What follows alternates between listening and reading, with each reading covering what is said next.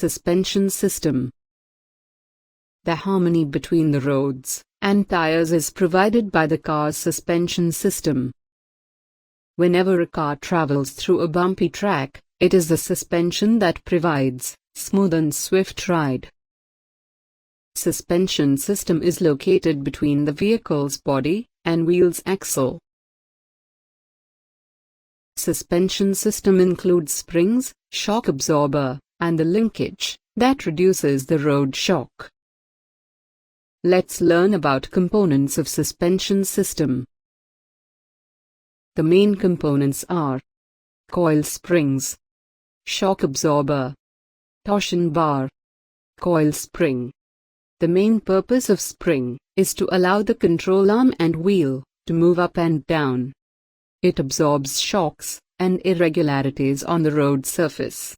It also supports weight of the vehicle's body. Shock absorber. Shock absorber is located near each wheel to control the spring oscillation and absorb the road shock. Torsion bar. Torsion bar is a long metal bar. The one end of the torsion bar is connected to the vehicle chassis, and the other end is connected to the wheel.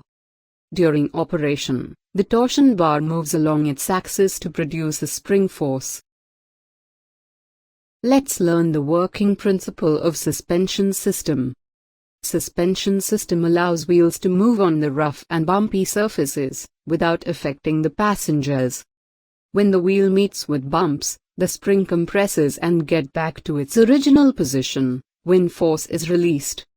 Compression and expansion of the spring produces oscillation, which is minimized by the shock absorber, and hence provide a smooth ride.